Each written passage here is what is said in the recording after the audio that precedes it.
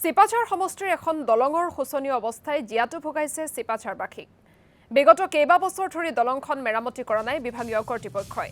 প্ৰতিশ্ৰুতি প্ৰদান কৰি অহাৰ পিছতো কোনো ধৰণৰ ভূমিকা গ্ৰহণ কৰা নাই জনপ্ৰতিনিধিগৰাকীয়েও। আঠকুৰিয়া গাঁৱত থকা এই দলংখনৰ এনে অৱস্থাৰ বাবে পদে পদে অসুবিধাৰ সন্মুখীন হৈ আহিছে অঞ্চলটোৰ ৰাইজ। আৰু এই সন্দৰ্ভত আমাক সবিশেষ জনাব মনোজ আলীয়ে।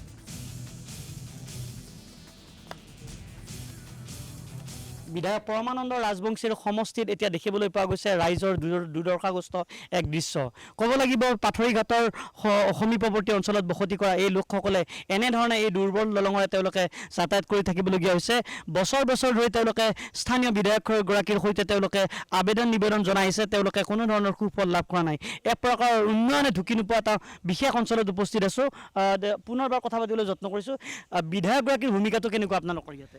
ইতিমধ্যে আমাৰ ক'লে বিধায়কগৰাকীৰ ভূমিকা আমাৰ ইয়াতে কোনো ধৰণৰ দেখিবলৈ পোৱা হোৱা নাই। কাৰণ আমাৰ নামতহে শুনিছোঁ এজন বিধায়ক আছে চিপাঝাৰ সমষ্টি পৰমানন্দ ৰাজবংশী ছাৰ, কিন্তু একচুৱেলি আমাৰ ফেচ টু ফেচ এতিয়ালৈকে দেখা হোৱা নাই। এই গাঁওখনত যিহেতু তেখেত আমাৰ বিধায়ক হিচাপে যদি এবাৰ আহিল হয়, এবাৰ যদি আমাৰ অৱস্থা চালে হয়, নিশ্চয়কৈ তেওঁ বুজি পালে হয় যে আমি কেনেকৈ ইয়াতে বসবাস কৰি আছোঁ, এই গাঁওখনৰ মানুহ কেনেকৈ আছে।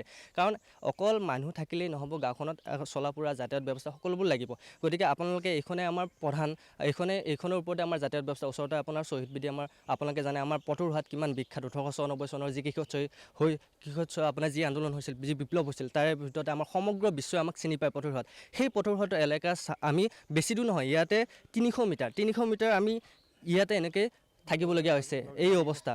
এতিয়া বিধায়কগৰাকী আমি দেখিবলৈ পাইছোঁ বিভিন্ন স্থানত তেওঁ যায়। আপোনালোকৰ সমস্যাটোৰ কথা তেওঁলোকক বাৰম্বাৰ অৱগত কৰা বুলি ইতিমধ্যে জনাইছে আপোনালোকে? কৰিছোঁ, আমি মিডিয়া কৈছোঁ, অফিচৰ মানুহে কৈছে যে ঠিকাদাৰ পাইছে, ঠিকাদাৰ বৰ্তমান মেৰামতি কৰি দিব।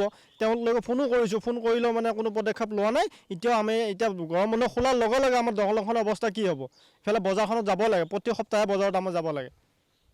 এয়া দেখুৱাইছোঁ এইসকল লোক যিয়ে আচলতে নিতৌ এইপিনে অহা যোৱা কৰে। আৰু তেওঁলোকে ইতিমধ্যে উল্লেখ কৰিছে যে স্থানীয় বিধায়কগৰাকীয়ে এই অঞ্চলত আজিলৈকে প্ৰৱেশ কৰাৰ উদাহৰণ নাই, যাৰ পৰিপ্ৰেক্ষিতত তেওঁলোকৰ সমস্যা এনেধৰণে বছৰ বছৰ ধৰি অধিক জটিল হৈ আহিছে।